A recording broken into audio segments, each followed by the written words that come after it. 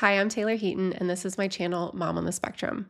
This video series has been designed for friends and family members of autistic adults so that you can better understand and support the autistic adults in your life.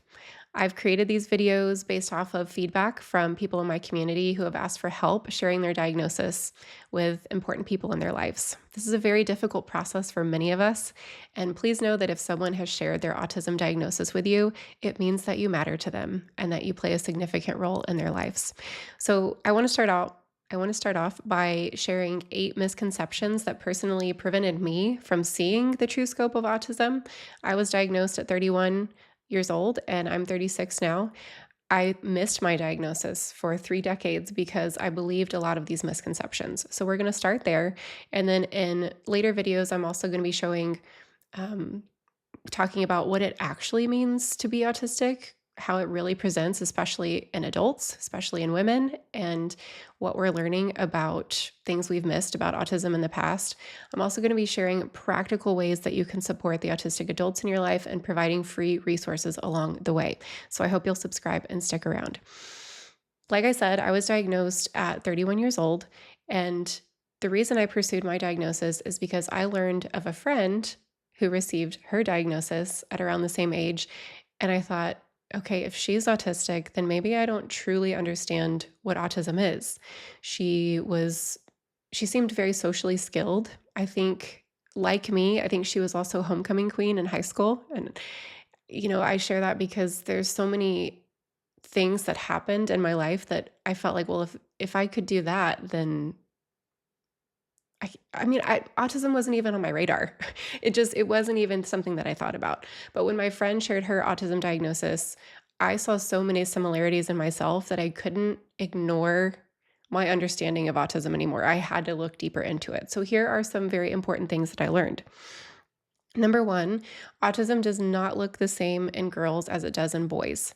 So I will admit that a lot of the stereotypes, a lot of the misconceptions I had going into this were stereotypes. And I thought, I had that stereotypical idea that autism is boys who play with trains and are kind of awkward to be around, right? But it presents so differently. It's called spectrum for a reason. There's so many different presentations of autism. And people on my channel have heard me say this a lot, but if you've met one autistic person, you've met one autistic person. So girls in particular, well, what I mean by that phrase is, everyone has their own experience. So autism can't be defined for one person and mean the same thing for all autistic people. There are certain common experiences that we'll talk about in these videos. Um, but yes, it definitely presents differently in girls. Um, Girls are often socialized in much different ways where we have different social expectations placed on us. And so rather than letting our struggles come to the surface, a lot of times girls and women will suppress our challenges, will suppress our struggles so that it doesn't look like we're struggling on the outside because we're not supposed to be, right? We're supposed to have little social circles and we're supposed to host and entertain or, be sweet and kind. And, boys and men can definitely have some of these same experiences. I'm speaking in some generalities here, but generally speaking, girls are brought up under much different social expectations. And so a lot of times you'll see with girls and also with minorities, but I don't have experience to speak on that other than what I've learned and researched, but it comes out in different ways based on what we feel is appropriate to share, which is a very big part of autism, is masking things that don't feel socially appropriate. So it makes sense that girls and minorities would have a lot of differences here. So for these types of people groups, it might appear that we are lower support needs. Maybe you've heard that phrase before, lower support needs or high masking. And what that means is that we work really hard so that other people don't know that we're struggling. I personally don't believe that lower support needs or high masking means that you're necessarily less autistic. In general, I don't really feel like it's ever helpful to consider something more or less than, right? We all have different experiences, and how do we compare one to the other? But In general, losing my words a bit here, but I try to keep my videos unedited to be more authentic, and so you can kind of see how my autistic brain works. I make connections all the time across a million different things, and so it's hard for me to find my way back to myself sometimes. Um, but I generally feel that lower support needs or high masking individuals, it doesn't necessarily mean that we're less autistic than other people. Maybe it just means that we've gotten better at concealing it. Conceal, don't feel, don't let them know. Okay. Well, now they know. Okay. So that's the first misconception. The second misconception that I had internalized was that autistic people are socially awkward. Um, I just felt like if I was autistic, that would have been obvious, right? Like I would have been really weird. And I know, like, I apologize for the stereotypes I had of autism. I was totally wrong about so much of it. I just thought, the understanding that I had of autism, I think, was kind of centered around Asperger's, which is not really a term that we use anymore, at least in the US. But I just had this misconception that autistic people were very socially awkward. Now, we do, and this is part of the diagnosis, we do have social differences. That's a non-negotiable. There are many social differences with autistic people, but again, oftentimes they can be masked. And for me, my social differences don't typically come out unless I'm in a group setting. At least that's my understanding of how I am perceived. One-on-one, I feel like I do great. I love one-on-one conversation. There's an easier flow of back and forth and knowing when it's my turn to speak. But in a group situation, I feel like a completely different person, not because I'm being fake or anything like that. It's just I really struggle to understand the flow of conversation, when it's appropriate to share something, when I need to hold that thought, and then by the time I am able to share something, the conversation's in a different place, and so it might seem like I shared something at a weird time. So group dynamics can affect that. Um, so we're not necessarily like socially awkward, although plenty of us are, and that's totally fine. It's more so that we're socially different. The third misconception that I had, that I mentioned a bit in the beginning, but this was one of the top things that really kept me from understanding autism. I thought that autistic people could not be high achieving.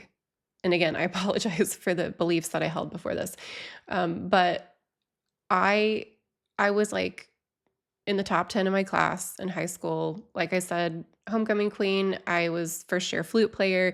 Like I had all of these. I was leader of the National Honor Society. Again, I'm not like I feel strange sharing those things out loud because it's like I'm not doing this to toot my own horn or whatever the phrase is. I'm sincerely sharing it so that autistic people can be extremely high achieving. We are not, you know, it doesn't have to be the awkward kid in the back of the class that needs a lot of support to remember to turn assignments in or have assignments modified or anything like that. Autistic people can be very high achieving and they can be at the top of the high achievers. Again, it's such a spectrum. The fourth misconception, I honestly, I thought that autism, I kind of felt like autism was something to be pitied. Oh, they're autistic or they have autism. I don't like saying I have autism. I prefer saying I'm autistic because I don't have anything. I'm me. I'm me. And, I have a lot of respect for how that's one thing I'll mention to the friends and family watching. However, the autistic person in your life wants to be addressed, I would really take that into consideration. Some people prefer saying, I have autism. Some people prefer saying, I'm autistic. So you could ask them what they prefer and just respect that preference. But again, I lost my train of thought. Okay, so I thought that I kind of had this pity associated with autistic people. Like I felt bad for them. But I love being autistic. And a lot of people are going to have differences there because my brain's going in so many different directions. There's a lot of grief that comes with understanding that you're autistic when you've missed it for decades. And so wherever you're at in your journey, if you're an autistic person watching this, it's okay if you don't yet feel like you can embrace, a love of being autistic. I personally love it. I love autistic people. I feel like I've finally found people that understand me and people who I get and actually want to spend time with, because I feel like I can flow with them and have a fulfilling like exchange of ideas, be listened to and understood and seen. Um, so yeah, I've totally changed my mindset. I don't believe at all that autism is something to be pitied. I think it's really a totally beautiful thing. And we're going to talk a little bit more about that in my last point, so I'm going to save it for that. Okay, number 5, and we're just going to keep this simple. There is a misconception that autism is caused by vaccines, bad parenting, or what did I write down here? Modern life. No, no, no. Period. Okay, we're just going to leave it at that. Autism is a naturally occurring neurological difference that has, in my opinion, always been around. Okay, we're going to get into that more. I'm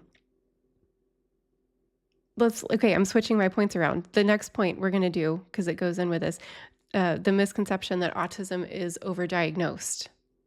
No, we just have a much better understanding of it now. Like I mentioned, autism has always been around. It's always been a different type of way to process the world and process information, process social relationships. There's examples of autistic people. There's a great book on this, Neurotribes, that talks about the history of autism, and we'll save that for another day. But autism has always been around. And it's not being overdiagnosed, it's just finally being seen for what it is. So one example that has been helpful for me is considering like when glasses were invented. It probably seemed like everybody had eye problems, right? But no, there's just finally a tool that people can access to enhance their lives, right? Not, glasses were invented and then a lot of glasses were distributed because finally there's something to help us see. And that's why I started my channel, is to give autistic people words for their experiences, because it completely changed my life. These words were like glasses for me. Like I finally had the word meltdown. I finally had the word demand avoidance. I finally had the term rejection sensitive dysphoria. And all of these are things you can learn about on my channel. But it's like giving glasses to somebody who's needed them their whole life. And our understanding of autism has changed a lot over the years. So one of the main ways to diagnose autism is based in the DSM-5, which is a diagnostic manual. The most recent update was in 2013. Whenever he repositions, it shakes my camera. So the new update was in 2013, and this redefined how we diagnose autism. And it takes a while for those types of changes to be reflected in society. So we have better diagnostic tools. We're having a better understanding that's leading more professionals to be able to diagnose this correctly. Also, not, or what am I trying to say? In that same time period of like the DSM being revised, ADHD and autism were not previously allowed to be diagnosed together. Medically, that was frowned upon. And so now we're seeing more autism diagnosis because of that too. So if somebody, ADHD used to be, let me pause for a second. My thoughts are getting ahead of me, but I still want to keep this unedited because it seems like that's generally helpful for people. And it's an opportunity to just be present, right? And not to be hurrying into the next thing. Because I really do want to help foster an understanding, a presence, an understanding of like being here and being here for the people that you love, right? Let's not hurry it, but let's do find my thoughts. Okay, ADHD has been a little bit more of an accessible diagnosis. It's a little bit more understood. So ADHD, if somebody received that term, they weren't allowed to also receive an autism diagnosis according to most medical standards previously. So there's all kinds of reasons why more people are being diagnosed with autism, but it's not because it's more prevalent. It's because there's a better understanding and better access to resources and support. Okay, so the next misconception is that autism is a social trend that the algorithm is reinforcing. I hear you on that, okay? Because probably everyone at this point has seen a neurodivergent video pop up on their TikTok or their Instagram. What I'm going to ask you is why do you stay on your, why do you get so pulled in to the scroll on TikTok or Instagram? It's because the videos speak to you, right? It has been fine tuned to you so that you stay on for as long as possible. If something does not interest you, you don't engage with it, right? So if you had a neurodivergent video come up on your feed, did you engage with it? If you did and you saw more of them, okay, just keep that in mind. The algorithm is going to give you more of what you show you want and you're interested in. If you swiped away and you're like, oh, that doesn't apply to me, you're not going to keep seeing those neurodivergent videos. So some of you might be waking up right now like, oh, maybe there is a reason why I keep seeing those.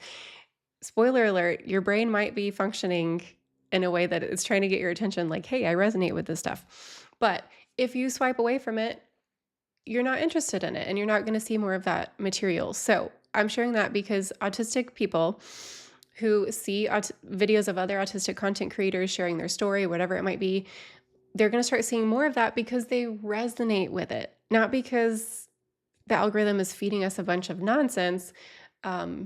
It's not, the algorithm's not trying to teach all of us that we're autistic. It's just trying to give us content that we resonate with. So there's a reason why people see more of that. And it's usually because their brain is resonating with some truth that they haven't yet been able to bring into their life. I hope that's making sense. Yes. And then the last misconception that I wanted to share is that autism is a deficit. Like I said, I love being autistic. I was sharing in one of my connection groups recently, we were talking about masking. And so much of masking is trying to like cover up who we are because we think it's more socially acceptable. And I was just sharing, like, I have these realizations sometimes. Why am I trying to be like other people, like neurotypicals, for lack of a better word? I love being me. Like, I love my thought patterns. I love my way of processing the world. And it just feels like a difference to me. So one term, if you're curious about learning more in this area, would be to study the social versus medical model of disability. And I have a video on that. I'll try to remember to put up here. So this basically talks about being disabled based off of your environment or like, oh gosh, I lost the words for this. Let me give an example. So it's like a person who gets around in a wheelchair. It's not that they can't be in a certain building. Like they could be in the building and take a class there or go to a meeting or whatever, but maybe they're not able to access that building because there's not a ramp there for their wheelchair to go up. So they're disabled in that instance by their environment because if there was a ramp, they could get there. So that's how I feel about autism. I feel like our society hasn't really caught up to accommodations, like offering accommodations that help us access certain things that everybody else accesses. And spoiler alert, I feel like a lot of those accommodations, they're either free or extremely simple to integrate. And I have other videos about that on my channel. But I feel like when people understand autism and are able to offer simple accommodations, in a lot of ways, it helps it feel more like a difference and less like a disability. So in my opinion, I feel like the more we learn about autism and how to understand and support and accommodate it, the less it will feel like a disability. And so much of that is you watching this video and taking time out of your schedule to learn from an autistic person for the autistic people in your life. That's so important. And I thank you so much for doing that. Part 2 is going to be how to respond when someone shares an autism diagnosis with you. So again, if somebody has shared that information with you, that means you are an important person to them. And I really want to be able to share some things that actually autistic people have said in terms of what they want to hear when they share a diagnosis. Let me tell you, people, the beautiful people in my community spend so much time and energy, money on therapy, support to bring themselves to be able to share a diagnosis. It's such an important part of their journey, and if they've chosen to share it with you, You are so important. Let's talk more about how to respond to that news in a kind and supportive way. And in the meantime, if you're wanting more information, I have classes that you can access 24/7 on my website, momonthespectrum.life/classes. And that's great for autistic individuals and their loved ones to learn more specifics about how to support, like in meltdowns or dealing with demand avoidance, relationships. There's all kinds of more specific practical tools there for you at momonthespectrum.life/classes. Please subscribe so I will see you in part 2. And like this video if it was helpful to you. Thank you for watching. I will see you in the next video. Bye.